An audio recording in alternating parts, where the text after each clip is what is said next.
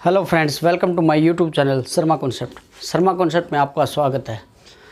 तो कल हमने 9th क्लास का फर्स्ट चैप्टर 1.1 एक्सरसाइज की थी। आशा है कि आपको समझ आई होगी और अगर समझ में आए तो प्लीज़ चैनल को सब्सक्राइब ज़रूर करें और वीडियो को पूरी देखें, ठीक है, तभी कुछ समझ में आएगा। चलो अब स्टार्ट करते हैं। आज हम करेंगे 1.2, ठीक है, नंबर सिस्टम की 1.2। तो कल हमने पढ़ा था प्रीमेय संख्याएं। क्या पढ़ा था? प्रीमेय संख्याएं।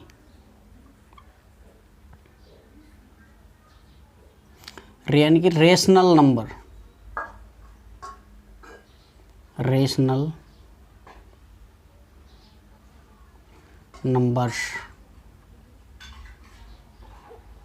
क्या होते हैं? जो P बटा Q की फॉर्म में हो। किस फॉर्म में हो? P अपॉन Q, और Q does not equal to 0, ठीक है। और जो P और Q क्या है, एक पूर्णांक होने चाहिए, ठीक है। अब देखो, ये तो हो गई हमारी प्रीमेय। और अप्रीमेय संख्या क्या पढ़ी थी? अप्रीमेय संख्याएं यानी कि इर्रेशनल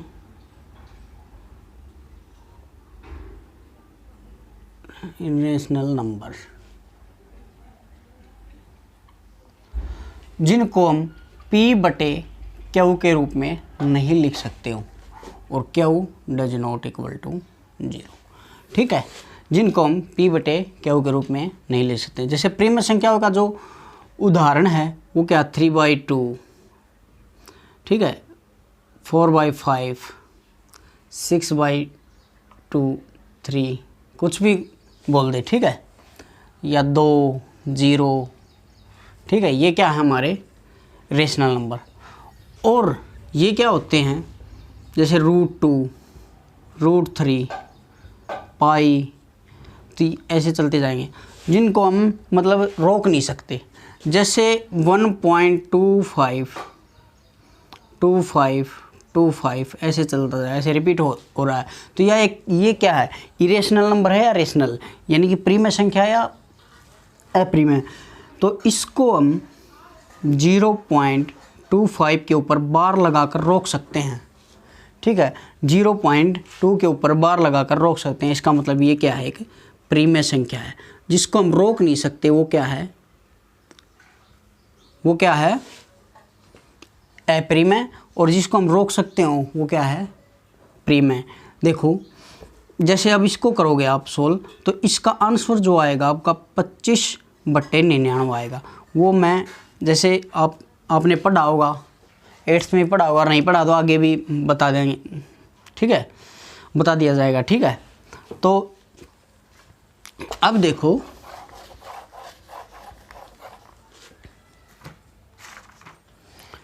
अब जो ये है और इन दोनों का जो कॉम्बिनेशन है, मतलब प्रीमेय संख्याएं प्लस अप्रीमेय संख्याएं, तो वो कहलाती हैं आपकी वास्तविक संख्याएं। मतलब इन दोनों के समूह को, प्रीमेय संख्या और अप्रीमेय संख्याओं के समूह को बोलते हैं वास्तविक संख्याएं। कौन सी? वास्तविक संख्या। उसमें अप्रीमेय भी होंगी और प्रीमेय भी, वास्तविक संख्याएं, ठीक है। तो ये क्या होंगे? हमारे वास्तविक संख्याएं। अब देखो, इसको बोलते हैं इंग्लिश में रियल नंबर, रियल नंबर, जिसमें प्रीमेय और अप्रीमेय दोनों आए, तो उसे क्या बोलेंगे हम? वास्तविक संख्याएं, ठीक है। अब देखो, हम एग्जाम्पल करते हैं आपके एनसीईआरटी का third question, third number example. वो क्या है? वो है आपका, एक बार दिखा देता हूँ आपको।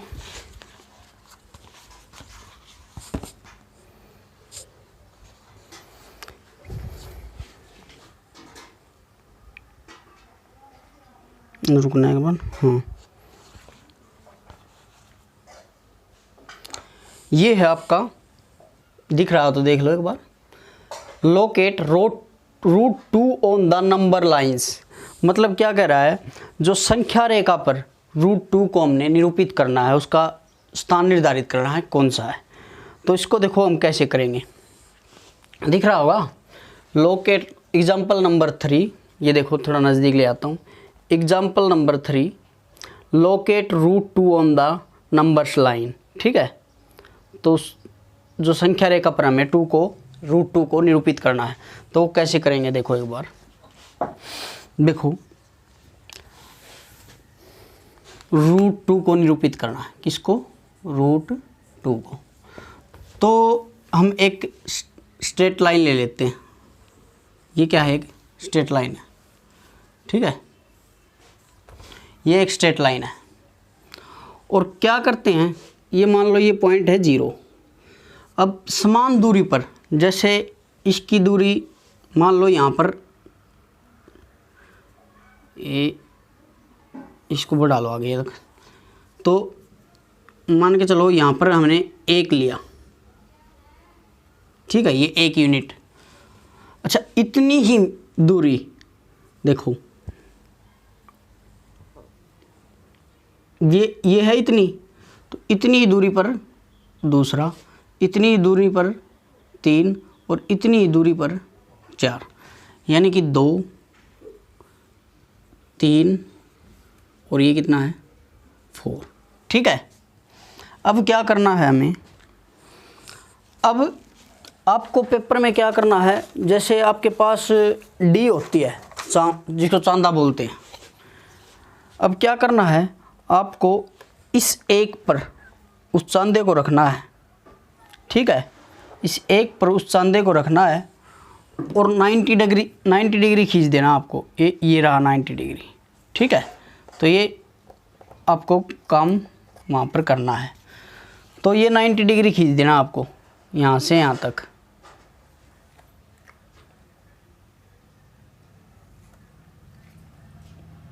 ये देख लो एक बार, ठीक है। तो ये आपका 90 डिग्री है, ये क्या है 90 डिग्री, ये आपका है 90 डिग्री। अब देखो ये 90 डिग्री हो गया। अब क्या करना है, जैसे ये दूरी इतनी थी, क्या थी ये, यानी कि 1 यूनिट दूरी थी, इसको हम ए मान लेते हैं, ठीक है। ये दूरी 1 थी, तो यहाँ पर भी हमें एक ही दूरी लेनी है। जैसे ये कितनी दूरी थी, इतनी, जैसे प्रकार की सहायता से लेनी है आपको।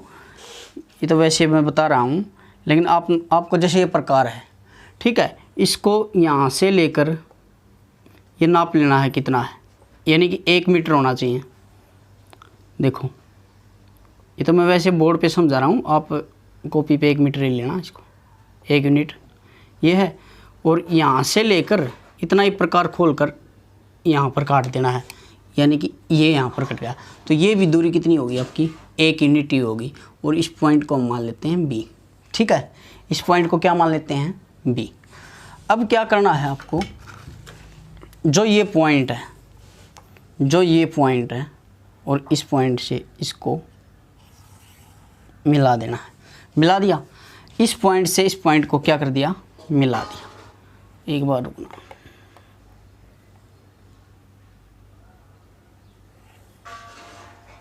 ठीक है। और ये क्या है हमारा 90 डिग्री। अब देखो, अब क्या करना है, ये 1 ये बी। अब ट्रायंगल, अब देखो क्या है, ये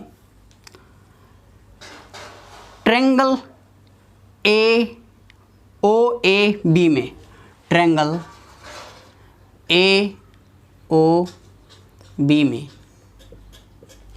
ए ओ बी में जो ओ ए या ओ ए ओ बी ए बी, या फिर ये कर लो जी ओ ए, चाहे तो ये लंब हो गया, या फिर आप इसको लंब मानोगे ओ ए को, तो ओ ए किस पर लंब है, ए बी पर, और ए बी लंब है किस पर, ओ ए पर। तो कुछ भी मान लो, चाहे ये मान लो, अगर ये राइट एंगल ट्रायंगल मान रहे हो ओ ए बी, तो ओ ए लंब है ए बी पर। तो ओ ए लंब है किस पर, ए बी पर। जैसे ये कोई लाइन है और इस पर क्या डाल दिया, ये लंब डाल दिया, तो ये लंब होगा किस पर, इस पर। ठीक है, तो हमने क्या किया, तो ए ओ बी में जो O A equal to A B, O A equal to A B या बी ए, वो क्या ली है हमने, 1 यूनिट, 1 यूनिट। और ओ ए लंब है ए बी पर, ओ ए लंब किस पर, ओ ए लंब किस पर है, ए बी पर। ठीक है, ये ए बी, जैसे देखो, जैसे ये है ए बी, अगर इसमें मैं लंब डालता हूँ ओ ए, तो ये लंब तो ऐसे ही डलेगा ना, तो ओ ए लंब हो गया ए बी पर। आई बात समझ में। अब क्या करेंगे, पाइथागोरस प्रमेय के अनुसार, पाइथागोरस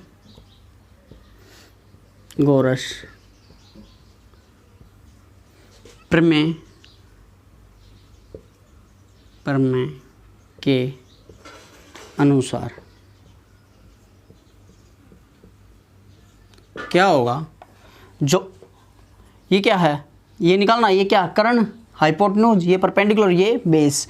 तो ओ क्या होगा, जो ओ बी जो होगा हमारा, वो क्या होगा, रूट अंडर ओ ए का स्क्वायर, ओ ए का स्क्वायर प्लस में ए बी का स्क्वायर, ए बी का स्क्वायर। तो अब देखो, अब क्या होगा, रूट अंडर में 1 का स्क्वायर प्लस क्या हुआ, 1 का स्क्वायर इक्वल टू होगा आपका वैल्यू, 1 और 1 2, √2। तो ओ बी की वैल्यू क्या आ गई हमारी, √2। तो ओ बी की वैल्यू हमारी आई √2। ठीक है, अब हमें क्या करना है, अब देखो, इस ओ को केंद्र मानकर, क्या, ओ को केंद्र मानकर, ओ को केंद्र मानकर, ओ को केंद्र मानकर ओ भी, देखो इतना ही प्रकार खोल के, देखो इतना ऐसे जाके और इसको यहाँ पर काट देना है। कैसे भाई, ओ को केंद्र मानकर, ओ बी त्रिज्या मानकर, ओ बी त्रिज्या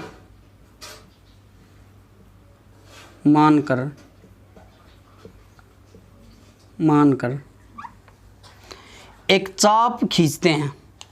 जैसे देखो, इसको देखो, इतने खोल लो। अब मान लो ये प्रकार मतलब ज़्यादा छोटा है, तो यहाँ पर देखो, इसको ऐसे करके डॉटेड और यहाँ पर काट देता है। ठीक है, तो कहाँ पर, मान लो इसको ऐसे करके यहाँ पर काट देगा वो। तो जैसे ये किया और इसके ऊपर डॉटेड करके और इसको कहाँ पर काट दिया, यहाँ पर काट दिया, यानी कि P बिंदु पर। ये किस पर काटा, P बिंदु पर काट दिया। ठीक है, तो O को केंद्र मानकर, ओ बी को त्रिज्या मानना। मान लो ये कोई वृत्त खींचेगा, ठीक है, तो ओ बी हमारी क्या हो गई, त्रिज्या। तो ओ बी को त्रिज्या मानकर एक चाप खींचते हैं, एक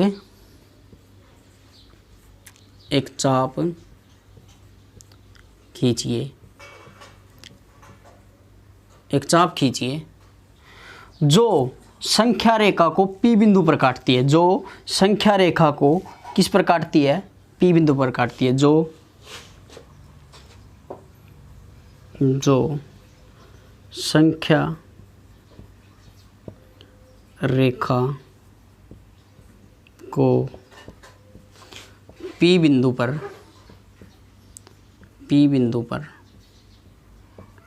काटती है, P बिंदु पर काटती है। जो संख्या रेखा को P बिंदु पर काटती है। आई बात समझ में। अब देखो संख्या रेखा को P बिंदु पर काट दिया, तो ये जो P बिंदु है वो हमारा क्या निरूपित करता है, √2। जो P बिंदु है वो हमारा क्या निरूपित करता है, ये क्योंकि ये वैल्यू है आपकी OB, ये कितनी आ गई थी, √2। तो हमारी त्रिज्या क्या है, √2, और इसको ही त्रिज्या मानकर एक चाप खींचते हैं और वो संख्या रेखा को P बिंदु पर काटती है, और P बिंदु क्या करता है, √2 को निरूपित करता है। तो P बिंदु √2 को निरूपित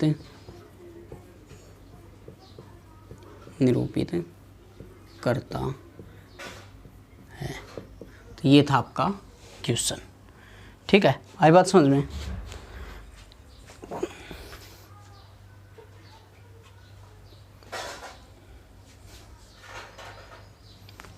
ये लाइन दिख नहीं रही भाई, ये लाइन मैं आपके ऊपर लिख देता हूँ, इससे आगे। ठीक है, जो P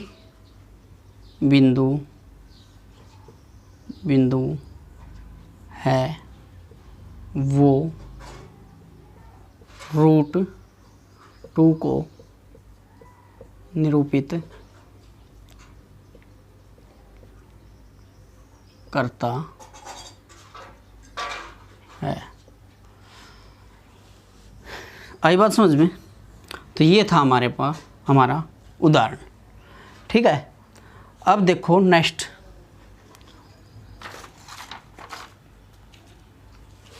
इसको साफ कर देता हूँ मैं। ठीक है,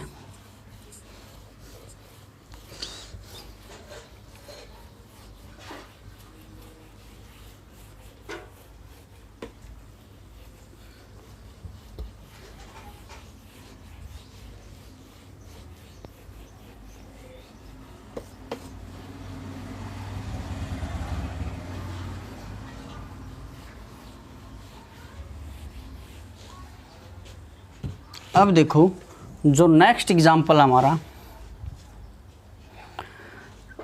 √3 को निरूपित करना है। किसको, √3 को। तो देखो इसको कैसे करते हैं, एक संख्या रेखा लो पहले तो,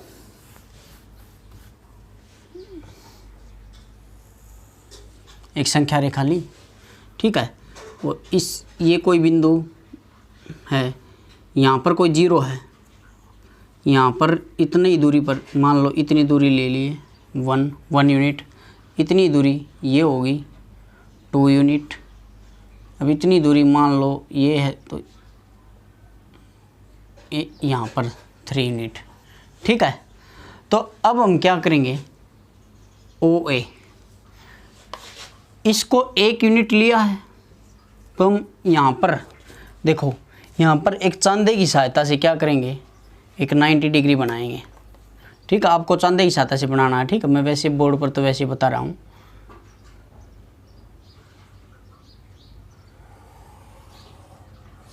ये हो गया, ये 90 डिग्री। ठीक है, तो यहाँ पर जितना 1 यूनिट यहाँ लिया है उतनी ही चाप हम यहाँ काट देते हैं, यानी कि यहाँ पर काट दी।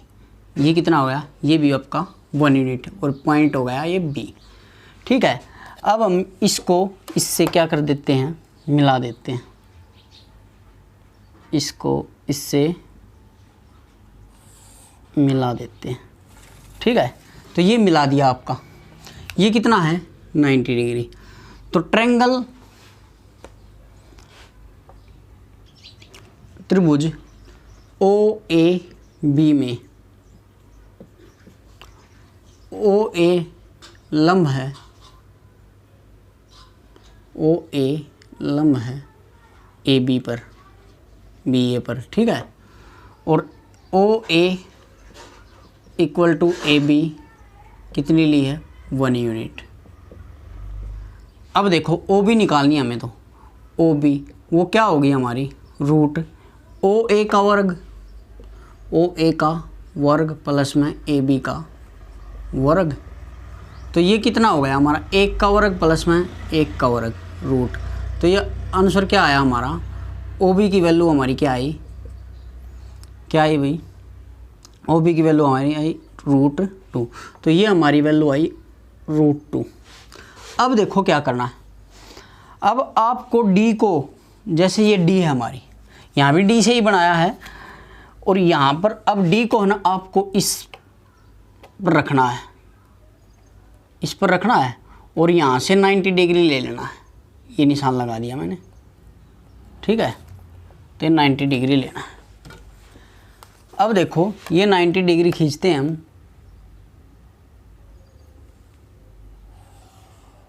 ये 90 डिग्री हो गया, ठीक है। ये कितना हो गया 90 डिग्री, और ये इतना है, ये 1 मीटर है ना, तो इसको भी आगे भी 1 मीटर लेना है, यानी कि ये 1 मीटर हो जाएगा यहाँ तक। अब क्या करना है, अब हमें इसको इससे मिला देना है,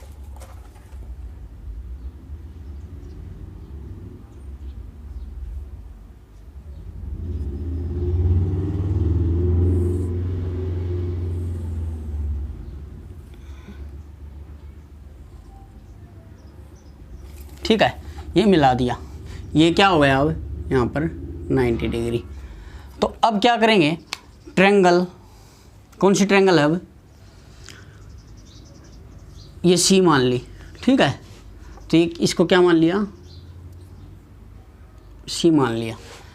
तो ओ बी सी में, ट्रायंगल ओ बी सी में, तो ओ सी निकालनी है हमें, तो O C equal to √under A B, O B का वर्ग प्लस में बी सी का वर्ग। तो ओ बी का वर्ग यानी कि कितना होगा, ओ बी √2 का वर्ग प्लस में 1 का वर्ग, और क्या है रूट। अब देखो ये क्या आ गया हमारा ओ सी, ये भी ओ सी, तो ओ सी क्या होगा, रूट से रूट कैंसिल, तो यानी कि 2 + 1 √3। तो ओ सी की वैल्यू हमारी कितनी आ गई, √3। तो ये वैल्यू कितनी होगी हमारी, √3। अब क्या करना है, अब प्रकार को देखो, इतना खोलना है पूरा, यहाँ से ओ को केंद्र मानकर, ओ सी को त्रिज्या मानकर एक चाप खींचनी है हमें, ठीक है। क्या करना है, एक चाप बनानी है। तो मान लो अब ये थोड़ा लंबा हो गया, तो यहाँ से एक चाप खींचनी है आपको, ये देखो यहाँ से एक चाप खींचनी है, ठीक है। ये चाप आ गई आपकी, क्योंकि आपको खींचनी है प्रकार से, ठीक है। तो ये चाप आ गई, तो ये कितना होगा, ये मान लो पी पॉइंट है, ये हमारा क्या है पी पॉइंट, और पी पॉइंट हमारा क्या करता है, संख्या रेखा को पी बिंदु, सॉरी वो चाप है, जो चाप खींचेंगे वो संख्या रेखा को पी पॉइंट पर काटेगी, और पी बिंदु हमारा √3 को निरूपित करता है। सिर्फ ये क्वेश्चन था, ठीक है, √3 को क्या करता है, निरूपित करता है। अब देखो √3 को निरूपित करता है, आई बात समझ में। तो क्या क्या करेंगे हम, ओ को केंद्र मानकर, ओ को केंद्र मानकर ओ सी को त्रिज्या मानकर एक चाप खींचिए। क्या करना है, एक चाप खींचनी है, और एक चाप खींचते हैं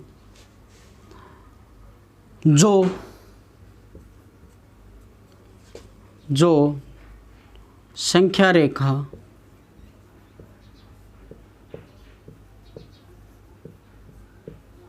पर पी बिंदु, संख्या रेखा पर पी बिंदु पर काटती है। पी बिंदु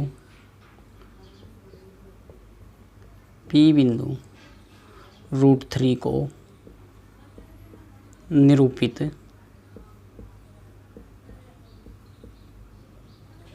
करता है। तो पी बिंदु किसको निरूपित करता है, √3 3 को। ठीक है, आई बात समझ में? तो ये था हमारा √3। अब देखो, अब करेंगे हम एक्सरसाइज।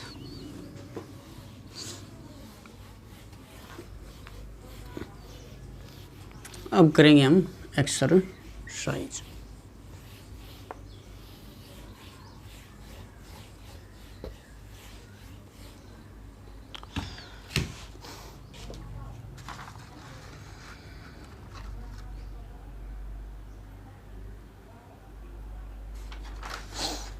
अब हम एक्सरसाइज करेंगे। तो एक्सरसाइज जो 1.2 है, 1.2 है, उसका फर्स्ट जो क्वेश्चन है वो है ट्रू एंड फॉल्स बताना विद रीजन, कारण सहित। तो ये पहला जो क्वेश्चन है वो बोल रहा है आपका प्रत्येक अप्रिमेय संख्या एक वास्तविक संख्या होती है। तो एक बात बताओ, प्रत्येक जो प्रीमेय संख्या है, अप्रिमेय संख्या है, यानी कि every irrational number is real number, every irrational number is real number. जो रियल नंबर है आपका रेशनल और प्लस इरेशनल नंबर का क्या है, सम है। रेशनल और इरेशनल नंबर का क्या है, सम है। इसका मतलब प्रत्येक जो रेशनल नंबर है, यानी कि प्रत्येक प्रीमेय संख्या, प्रीमेय और प्रत्येक अप्रीमेय संख्या क्या है, एक वास्तविक संख्या है, वास्तविक संख्या है, यानी कि रियल नंबर है। यानी कि every rational and irrational, every rational and irrational is real number. Every, ठीक है, क्या है, वास्तविक संख्या है। ठीक है, रियल नंबर है। तो पहला कथन क्या है हमारा, सत्य है, क्योंकि प्रत्येक अप्रिमेय संख्या एक वास्तविक संख्या है। अब दूसरा देखो, दूसरा जो पार्ट है वो क्या कह रहा है, वो बोल रहा है कि संख्या रेखा को प्रत्येक बिंदु √m के रूप में होता है। संख्या रेखा पर प्रत्येक बिंदु √m के रूप में होता है, जहां m एक प्राकृत संख्या है।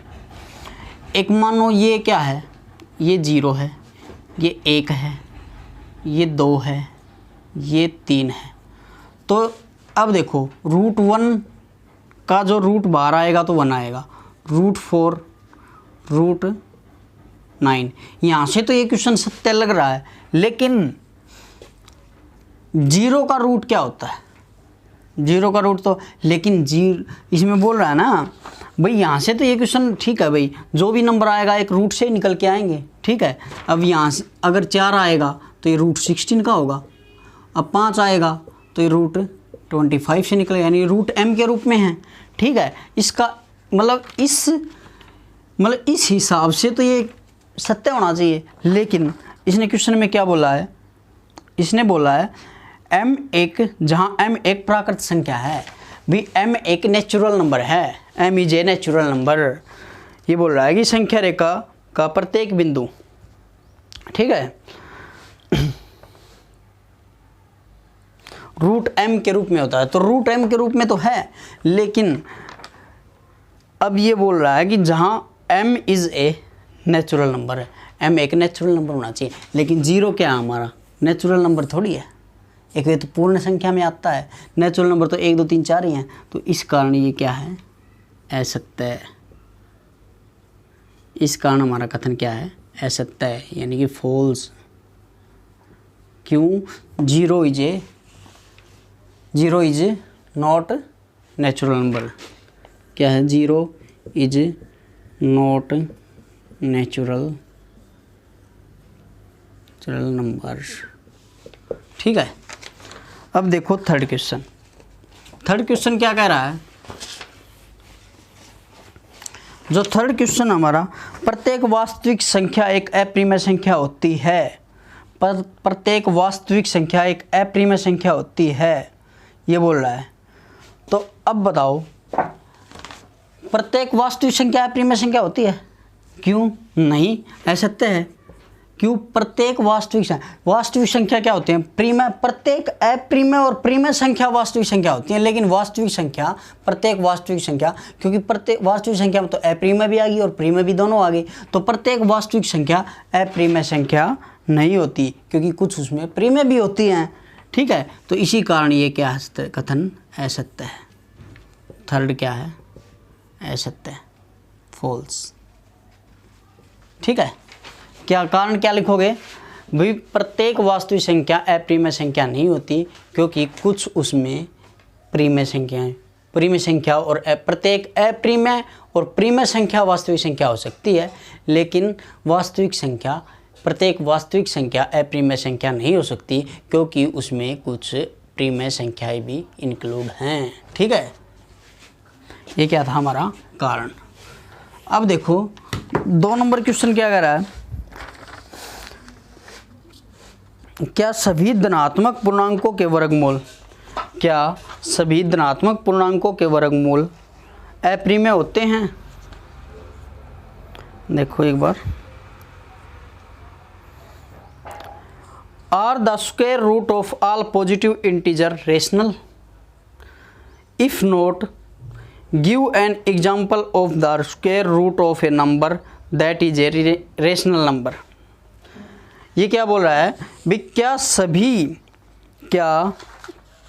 क्या सभी धनात्मक पूर्णांकों के वर्गमूल अप्रिमेय होते हैं?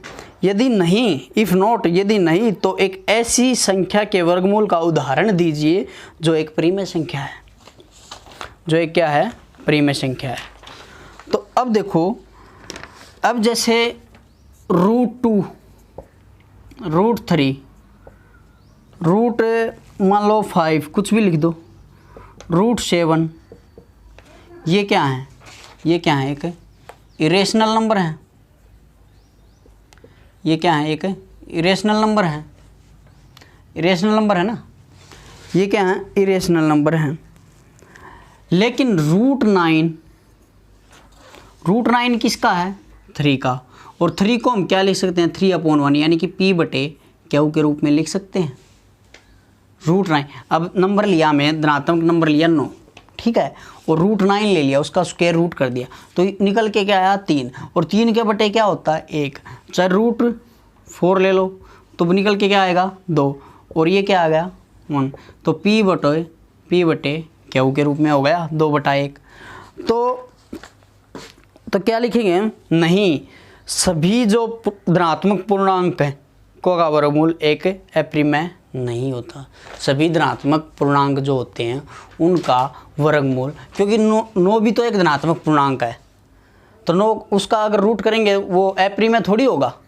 अरे √9 है, ये एक पूर्णांक है, इसका अगर हम रूट लेंगे, सुनो, 9 क्या है? एक धनात्मक पूर्णांक है, अगर इसका हम रूट लेंगे तो ये क्या? ये अप्रिमेय हो जाएगा? नहीं, क्योंकि 3 बार आएगा और 3 के बटे 1 कर सकते हैं, और ये क्या है? P/Q के फॉर्म में है, तो P/Q की फॉर्म में होता है वो क्या होता है? रेशनल। क्या होता है? Rational number. ठीक है, ये क्या होता है? Rational number. आई बात समझ में? अब देखो नेक्स्ट क्वेश्चन। नेक्स्ट जो क्वेश्चन है, थर्ड जो क्वेश्चन है, जैसे हमने √3 किया था, √2 किया था, ठीक है, उसी तरह √5 को, थर्ड क्वेश्चन में √5 को निरूपित करना है, √5 को। अब आपको पता है √5 कैसे आता है? मान लो 2 का स्क्वायर प्लस 1 का स्क्वायर करें तो क्या हो जाएगा? √5 आ जाएगा। इसका मतलब एक जो दूरी हमें 2 चाहिए, 1 चाहिए 3, तो जैसे ही हम एक संख्या रेखा खींचते हैं तो ये 0 है, ये 1 है, इतना ही, फिर इतनी दूरी पर 2 है और इतनी दूरी पर 3 है। ठीक है, अगर हम इस दूरी को 2 लेते हैं तो 2 लेते हैं तो यहाँ पर हमें एक चांद रखना पड़ेगा और यहाँ पर क्या खींचना पड़ेगा 90 डिग्री। क्या खींचना पड़ेगा 90 डिग्री। और ये दूरी हमारी 2 है तो ये कितनी होगी हमारी, यहाँ पर 1 लेनी पड़ेगी। ये मान लो 1 ले ली, तो इसको इससे अब क्या कर देते हैं, मिला देते हैं। ठीक है, तो ये कितनी दूरी होगी हमारी 2 और ये कितनी दूरी होगी हमारी 1। तो ये निकल जाएगी, ये A है, ये B है, ये A है और ये क्या है B है। तो अब बताओ, अब ट्रायंगल OAB में, ठीक है, तो क्या करेंगे, OA इक्वल टू 2 यूनिट ली हमने। कितनी यूनिट ली, 2 यूनिट। और AB को हमने क्या लिया, 1 यूनिट, 1 यूनिट। ठीक है, तो क्या करेंगे हम, OB निकालेंगे। तो OB का वर्ग, जो OB का क्या होता है भाई, OA का वर्ग प्लस AB का वर्ग का ये हो गया। तो अब बताओ OA कितना हमारा, 2 का स्क्वायर प्लस 1 का स्क्वायर। तो OB हमारा क्या आ गया, 2 का स्क्वायर 4 और 1 5, यानी कि √5। हमारा OB क्या आया, √5। और अब हमने क्या करना है, O को केंद्र मानकर, O को केंद्र मानकर, O को केंद्र मानकर OB को त्रिज्या, OB को त्रिज्या मानकर, यानी कि रेडियस माना OB को त्रिज्या मानकर एक चाप खींचते हैं। एक चाप खींचिए, क्या करना है, एक चाप खींचनी है। इसको जैसे ही हम एक वो मानेंगे, तो एक चाप खींचते हैं। जैसे ये चाप मान के चलो, यहाँ पर आई, मान लो पॉइंट है P आपका। एक चाप खींचते हैं, खींचिए, जो संख्या रेखा को,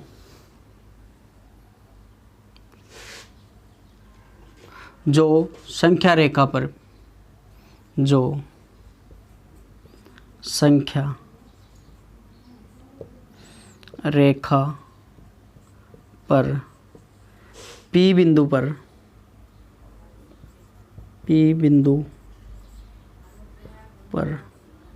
काटती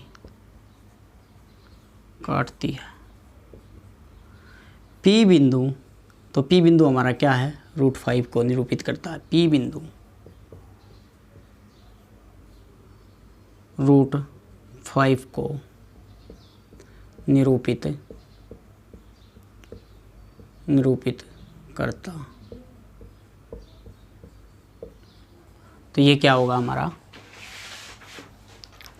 क्वेश्चन था। तो ये थी आपकी 1.2। आशा है कि आपको समझ आई होगी।